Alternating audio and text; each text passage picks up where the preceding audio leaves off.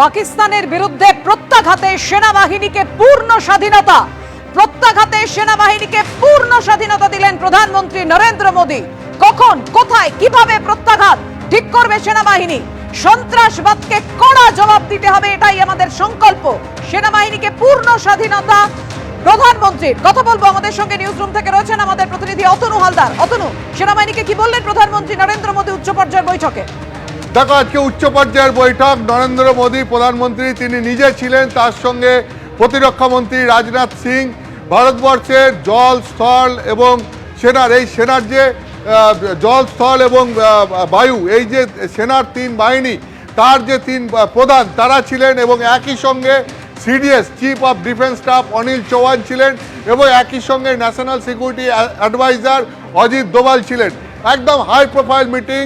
এবং এই মিটিংয়ে যেটা নরেন্দ্র মোদী প্রধানমন্ত্রী তিনি পরিষ্কার বার্তা দিয়ে দিয়েছেন যে টেরোরিজমের বিরুদ্ধে কড়া বার্তা দিতে চায় ভারত, এবং টেরোরিজমকে কোনোভাবে রেয়াত করা হবে না। দুই, এই ব্যাপারে ভারতবর্ষের সেনাবাহিনীর ওপর তার পূর্ণ আস্থা আছে, এবং ভারতবর্ষের সেনাবাহিনী ঠিক করবে যে কিভাবে এই পাহেলগাঁওয়ের এই আক্রমণের প্রত্যাঘাত করা হবে, কোথায় করা হবে, কোন সময় করা হবে, এই সমস্ত কিছু তিনি সেনাবাহিনীর ওপর ছেড়েছেন।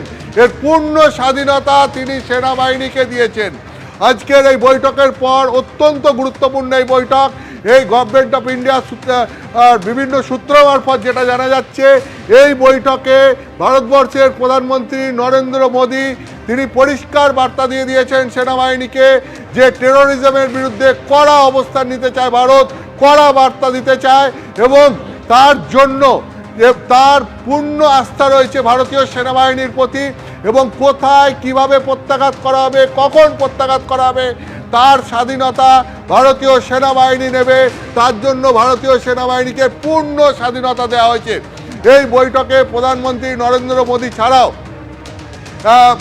আমাদের দেশের প্রতিরক্ষা মন্ত্রী রাজনাথ সিং ছিলেন, এনএসএ অজিত দোভাল ছিলেন, সিডিএস অনিল চৌহান ছিলেন, এবং সেনাবাহিনীর তিন যে বাহিনী জল, স্থল এবং বায়ু, তার যে তিন প্রধান তারাও ছিলেন।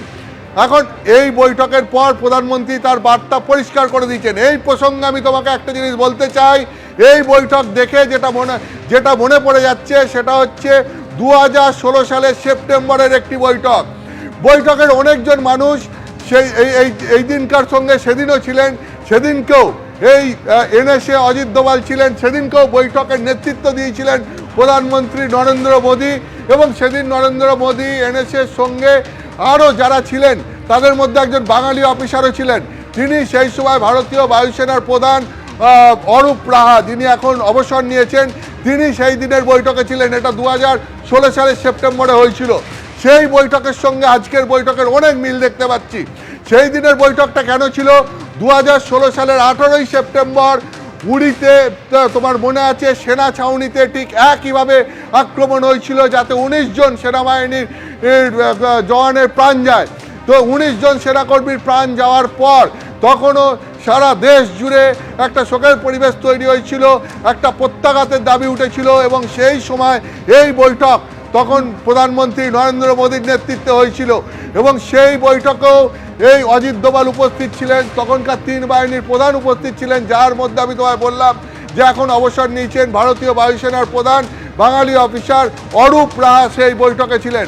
সেই বৈঠকেই সিদ্ধান্ত হয়েছিল সার্জিক্যাল স্ট্রাইকের, এবং সেই বৈঠকে যখন সার্জিক্যাল স্ট্রাইকের সিদ্ধান্ত হয়, সার্জিক্যাল স্ট্রাইকের সিদ্ধান্তের পর 28শে সেপ্টেম্বর সার্জিক্যাল স্ট্রাইক হয়। তুমি জানো যে সেই বৈঠকে সার্জিক্যাল স্ট্রাইকের সিদ্ধান্ত হয়েছিল। ফলে আমি তোমাকে যেটা বলতে চাইছি, আজকের বৈঠক এই কারণে অত্যন্ত গুরুত্বপূর্ণ।